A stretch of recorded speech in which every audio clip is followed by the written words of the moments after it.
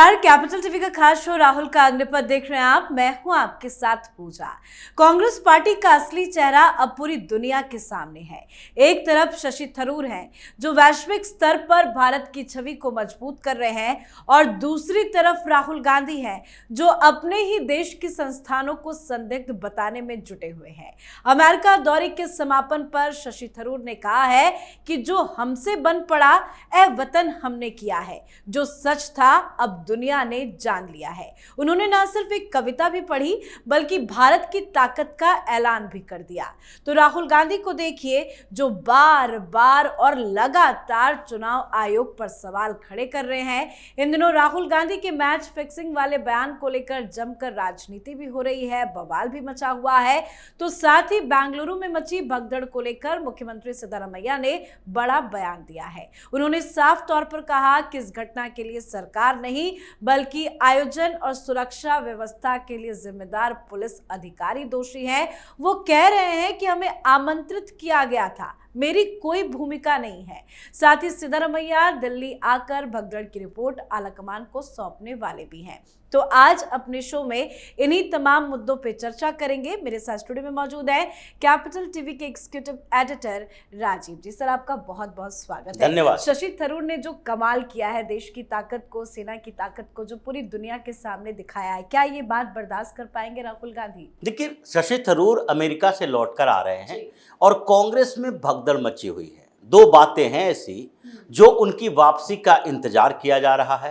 एक तरफ भारतीय जनता पार्टी के भी कुछ नेता उनकी वापसी का इंतजार कर रहे हैं कि वो यहाँ आएंगे तो कांग्रेस को कैसे सदमे में डालेंगे। एक तो शशि थरूर जो अभी बगावती तेवर दिखा रहे हैं, जो बार बार राहुल गांधी को चैलेंज कर रहे हैं, सोनिया गांधी के प्राइवेट कंपनी को चैलेंज कर रहे हैं, इनकी विचारधारा को चैलेंज कर रहे हैं। उससे कांग्रेस के अंदर ये दिखाई पड़ रहा है कि शशि थरूर अगर अभी कांग्रेस छोड़ते नहीं हैं तो उनका गुट थोड़ा बढ़ेगा और वो अपने गुट को बढ़ा रहे हैं और धीरे धीरे 2-4-6 महीने के अंदर ऐसी स्थिति आ जाएगी कि राहुल गांधी की बातों को डिफेंड करने के लिए कांग्रेसी कम पड़ जाएंगे। उनके पास 4-5 ऐसे नेता रहेंगे जो राहुल गांधी जब बोलेंगे तो उनको डिफेंड करेंगे और ज्यादातर जो वरिष्ठ नेता रहेंगे जिनके खिलाफ राहुल गांधी ने आजकल अभियान छेड़ रखा है, वो राहुल गांधी के बयानों का विरोध करेंगे।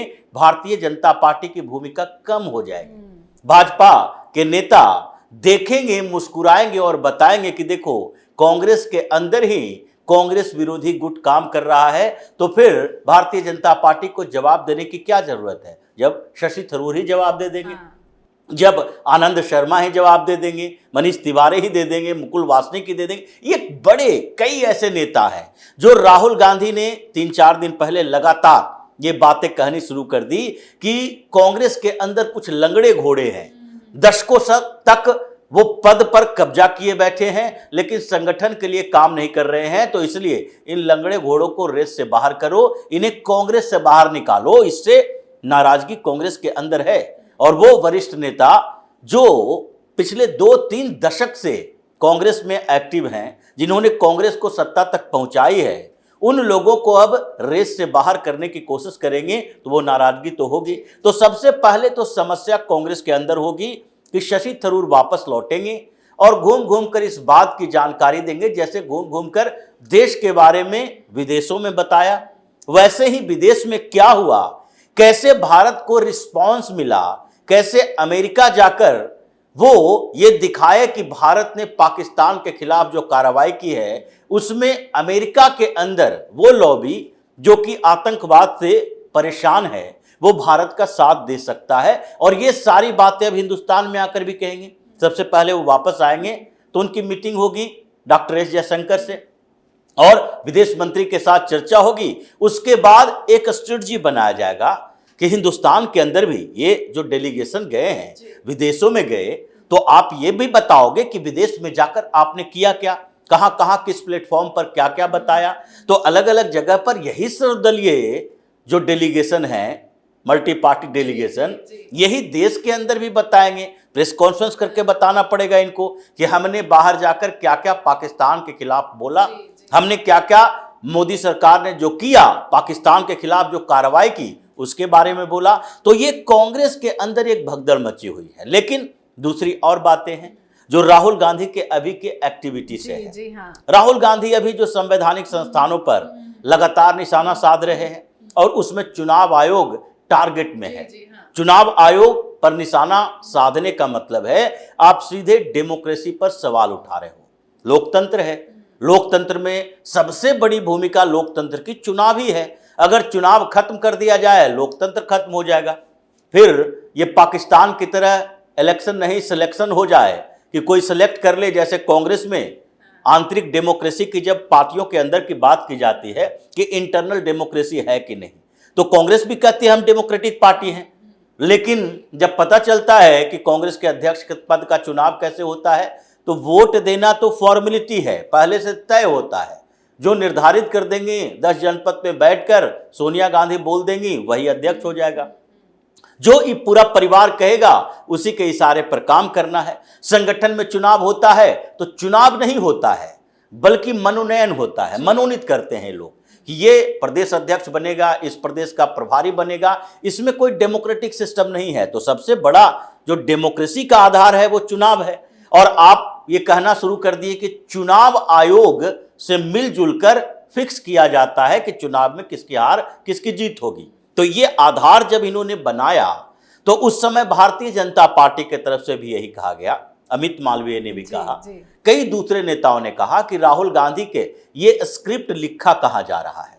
ये स्क्रिप्ट राहुल गांधी की नहीं है बल्कि ये स्क्रिप्ट लिखा जा रहा है कहीं और राहुल गांधी उसके इशारे पर काम कर रहे हैं। मतलब वो देश में अराजकता का माहौल पैदा करना चाहते हैं। लोगों के दिमाग में ये कंफ्यूजन क्रिएट करना चाहते हैं कि देखो ये चुनाव जो हो रहा है वो डेमोक्रेटिक तरीके से नहीं हो रहा है, एक व्यक्ति के इशारे पर हो रहा है। और ये कंफ्यूजन जो लोगों के बीच पैदा होगा उसके साथ हो सकता है कि नेक्स्ट प्लानिंग कांग्रेस की यही रही हो कि हम चुनाव तो जीत नहीं पा रहे, तो एक काम करते हैं कांग्रेस के लोगों को ही कहते हैं चुनाव का बायकॉट कर दो। जैसे कई राज्यों में होता है चुनाव बायकॉट करने की बात होती है। कांग्रेस के लोग अगर वोट नहीं देना शुरू कर दें, अगर पोलिंग परसेंटेज बहुत कम हो जाए 40% 35%, तो उस समय भी एक कंफ्यूजन क्रिएट होगा कि देखो लोगों के दिमाग में एक कंफ्यूजन है। ये कांग्रेस के लोगों की बात नहीं होगी बल्कि कहा जाएगा कि देखो लोग अब जान चुके हैं कि यहाँ डेमोक्रेसी नहीं है, चुनाव आयोग निष्पक्ष नहीं है, तो इसलिए वोट ही नहीं दे रहे। तो ये जो पूरी स्क्रिप्ट तैयार की गई है उसी पर ये कहा जा रहा है कि ये जॉर्ज सोरोस का स्क्रिप्ट है। ये इन लोगों की जो मोडस ऑपरेंडी है, चाहे जॉर्ज सोरोस के ओपन सोसाइटी फाउंडेशन या जॉर्ज सोरोस फाउंडेशन, ये जो पूरी दुनिया में अलग अलग जगहों पर एनजीओ को मीडिया को फंड देता है और उस देश की व्यवस्था में बैठे हुए उन लोगों के साथ डील करता है जो उसके इशारे पर काम करे, उन्हीं लोगों के इशारे पर वो काम करने के लिए पैसे खर्च करता है और उसके बाद ये सारी व्यवस्थाएं उस देश की व्यवस्था में अराजकता पैदा कर देता है। तो ये भारतीय जनता पार्टी ने भी कहा अचानक से फिर से जॉर्ज सोरोस की एंट्री कैसे हो गई, क्योंकि ये शशि थरूर ने पहले एक बार भी बोला था कि जॉर्ज सोरोस कोई नया नहीं है बल्कि कांग्रेस का ओल्ड फ्रेंड है। हो सकता है सोरोस के साथ शशि थरूर की भी कभी मुलाकात हुई होगी, यूएन में काम कर रहे थे।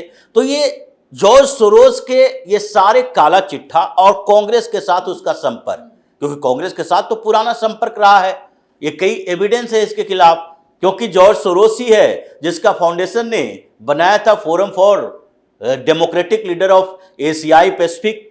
तो एशिया पैसिफिक के डेमोक्रेटिक लीडर के ये फोरम में सोनिया गांधी को प्रेसिडेंट थी और वो क्या करता था, ये डेमोक्रेटिक लीडर का ऑर्गेनाइजेशन फोरम ये अनडेमोक्रेटिक काम करता था, कुछ देशों में तख्ता पलट की कोशिश, एशिया पैसिफिक के वही देशों में तख्ता पलट की कोशिश, म्यांमार इसका उदाहरण है। म्यांमार में जो इन लोगों ने साजिश रची थी वो उसका उदाहरण है। ये डेमोक्रेसी की बात नहीं थी, वहां की सत्ता पर बैठे लोग उनके इशारे पर काम कर रहे हैं या नहीं कर रहे हैं ये तय किया जाता था। इसके साथ ही राजीव गांधी फाउंडेशन से भी, ये जॉर्ज सोरोस का ओपन सोसाइटी फाउंडेशन है, उसका लिंक बताया जाता है कि वो भी पैसा देता है। जैसे चीन से पैसा आता है इसको, वैसे ही जॉर्ज सोरोस के कंपनी से पैसा आता है। और साथ ही कांग्रेस के जो कई ऐसे संगठन हैं जो सीधे तौर पर कांग्रेस से जुड़ा हुआ नहीं है, कई एनजीओ है जो कांग्रेस के सीधे तौर पर जुड़ा नहीं है लेकिन कांग्रेस के लिए काम करता है। कई ऐसे एनजीओ के खिलाफ कार्रवाई हुई है जो पॉलिटिकल एक्टिविटी करता है विदेश के पैसों से, क्योंकि इन लोगों को सीधे तौर पर कहा जाता है कि अगर आपके पास FCRA लाइसेंस है, आप विदेशों से पैसे लेते हो, तो आप केवल डेवलपमेंटल काम करोगे, सोसाइटी में डायरेक्ट डेवलपमेंट का काम, आप आंदोलन नहीं कर सकते, आप पॉलिटिकल एक्टिविस्ट नहीं बन सकते। तो ये सारे जो इन लोगों के साथ लिंक रहा है, और अचानक से भारतीय जनता पार्टी के नेता भी कहने लगे जॉर्ज सोरोस का स्क्रिप्ट फिर से शुरू हो गया, और उसी समय ये वापसी हो रही है किनकी? शशि थरूर की। मल्टी पार्टी डेलीगेशन में यूएस में सबसे ज्यादा समय उन्होंने बिताया और पहले भी बिता चुके थे। तो कहीं ये सोरोस और राहुल की डील की फाइल लेकर तो नहीं आ रहे, कुछ ऐसे काले चिट्ठे लेकर तो नहीं आ रहे जो राहुल गांधी बदला ले रहे हैं शशि थरूर से कि आप हमारे खिलाफ कैसे राष्ट्रीय अध्यक्ष का चुनाव लड़ चुके हो, अब बदला लेने की बारी शशि थरूर की भी आ सकती है। वो भी यहां आकर इनके फाइल खोल सकते हैं कि क्या क्या डील रही। और चूंकि शशि थरूर अमित मालवीय से इन मुद्दों पर ज्यादा विश्वसनीय है, तो इसका मतलब है डर इन लोगों के बीच इस बात के लिए भी है कि कहीं कोई और मामला मुकदमा ना आ जाए, गिरफ्तारी वारंट ना आ जाए, पकड़े धकड़े ना जाए, इसलिए एक ऐसी अव्यवस्था पैदा करने की कोशिश करो। जैसे अरविंद केजरीवाल का मोडस ऑपरेंडी यही रहा कि गिरफ्तारी की बात होगी, पूछताछ की बात होगी, पहले से हंगामा करेगा कि देखो भाई हमारे पास ईडी के छापे पड़ने वाले हैं, हमें गिरफ्तार किए जाने की साजिश रची जा रही है। क्यों? क्योंकि सरकार दबाव में आ जाए कि नहीं नहीं पहले से हंगामा हो रहा है, अभी गिरफ्तार ना हो। लेकिन अभी सरकार दबाव में नहीं आई, केजरीवाल से सौदिया जैसे लोग भी गए, और राहुल गांधी, सोनिया गांधी का भी नाम जिस नेशनल हेराल्ड में था उसमें भी अब कोर्ट में मामला गया है, नोटिस भी इन लोगों को जारी किया गया है। और एक नया मामला अगर शशि थरूर लेकर वहां से आए तो इनके लिए बड़ी मुसीबत होगी। डर इसी बात का है कि शशि थरूर के वापसी से कांग्रेस में एक साथ कई मोर्चे पर भगदड़ मचने वाली है, परेशानियां मतलब बढ़ेगी। इसी वजह से कांग्रेस पार्टी और साथ ही राहुल गांधी भी डरे हुए होंगे। साथ ही सर ये भी जानना आपसे चाहेंगे कि सिद्धारमैया क्यों डरे हुए हैं इतने ज्यादा? देखिए, सिद्धारमैया की स्थिति कमजोर है, जैसे वो जो डिफेंड करने की कोशिश कर रहे हैं कि हमारी कोई भूमिका नहीं है, पुलिस की भूमिका, सुरक्षा की भूमिका। वो कह रहे हैं हमें तो बस इनविटेशन दिया गया था, हम गए थे। तो भाई आपको इनविटेशन दिया गया, आप चीफ मिनिस्टर हो, तो आपके वहां जाने और न जाने से आपकी भूमिका तय नहीं होगी। पुलिस क्या सरकार के दायरे से बाहर है? सुरक्षा एजेंसियां सरकार के दायरे से बाहर है? पूरे राज्य में प्रशासन की व्यवस्था देखना क्या मुख्यमंत्री का कर्तव्य नहीं है, मुख्यमंत्री का काम नहीं है?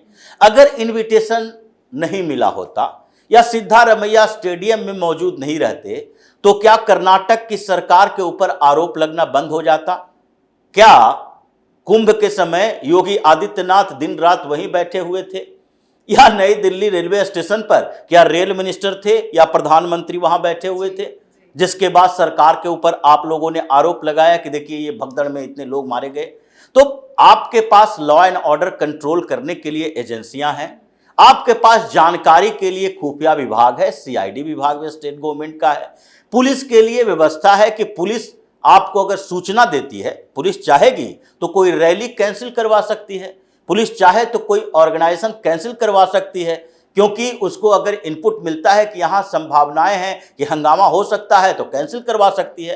तो कहीं ना कहीं ये ठीकरा जो फोड़ा जा रहा है पुलिस ऑफिसर पर, पुलिस अधिकारियों पर, वो ठीकरा काम नहीं आएगा। वही बताएगा कि कैसे पॉलिटिकल इन्वॉल्वमेंट इसमें है। लेकिन इस पूरे प्रकरण में सिद्धारमैया की समस्या केवल अपोजिशन पार्टियां नहीं है, बल्कि पार्टी के अंदर के लोग हैं, और इसलिए खुश करने की कोशिश कर रहे हैं राहुल गांधी को। आला कमान को रिपोर्ट सौंपेंगे। क्या बताओगे कि कैसे वहां घटना घटी, उसके बाद हमने क्या किया? ये तो सारी जानकारी ऐसे ही दी जा सकता है, टेलीफोनिक वार्ता से दी जा सकती है। समस्याएं दूसरे लेवल पर है।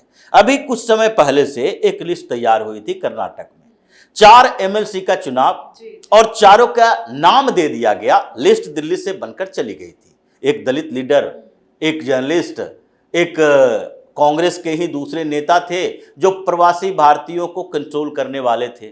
ऐसे 4 लोगों की लिस्ट गई। यहां से लिस्ट फाइनल हो गई, सरकार के पास गई, और उसके बाद सरकार के मंत्रियों लोगों ने ही सवाल उठाना शुरू कर दिया, अभी तक MLC का चुनाव क्यों नहीं हुआ? पता चला कि वो गवर्नर के पास गया ही नहीं है, थावरचंद गहलोत को मिला ही नहीं है। वो बीच में लिस्ट कहाँ गायब हो गया? सिद्धारमैया ने गायब किया, डीके शिव कुमार विरोधी हो गए, या फिर दूसरे नेता जो इनके हैं जी परमेश्वर, और इन लोगों के बीच से कुछ जो आवाज उठ रही थी कि भाई देखो कर्नाटक के वॉलेंटियर्स, कर्नाटक के नेताओं को इग्नोर किया जा रहा है, इधर उधर के लोग लाते हैं और राहुल गांधी बैठकर वहां डिसाइड करते हैं कौन एमएलसी बनेगा, कौन कमेटी का हेड करेगा, कौन किस कमेटी में जाएगा। और जैसे अरविंद केजरीवाल पंजाब में हस्तक्षेप करता है, ये हस्तक्षेप कर रहे हैं, इसलिए ऐसा विरोध हुआ, विद्रोह हुआ कि वो लिस्ट गायब कर दी गई। और इस बीच जो अभी कर्नाटक के अंदर चल रहा है, सिद्धारमैया की समस्या ये हो गई है कि यहां से डांट पड़ी है कि अब मौका है, तुम सेक्रीफाइस करो। वही समझाने के लिए आ रहे हैं। कर्नाटक में ये बेंगलुरु का भगदड़ है, वो सियासी भगदड़ बन चुका है, क्योंकि वहां पर एक राजनीतिक भूचाल आएगी। कर्नाटक की सरकार या तो नेतृत्व बदलने के लिए राहुल गांधी मजबूर होंगे, या फिर नेतृत्व नहीं बदलेंगे तो सरकार ही बदल जाएगी। बिल्कुल सर, बहुत बहुत धन्यवाद सर समझाने धन्यवाद। के लिए। तो कांग्रेस कई मोर्चों पर बुरी तरह से फंसी हुई है। थरूर जिन्होंने अक्सर कांग्रेस के अंदर से अलग रुख ही दिखाया है, अब वही थरूर अमेरिका में भारत की बात करते हुए राहुल गांधी की लकीर से अलग जाते दिख रहे हैं। उन्होंने न सिर्फ ऑपरेशन सिंदूर की सफलता की बात की है, बल्कि उसे वैश्विक स्तर पर जायज भी ठहराया है।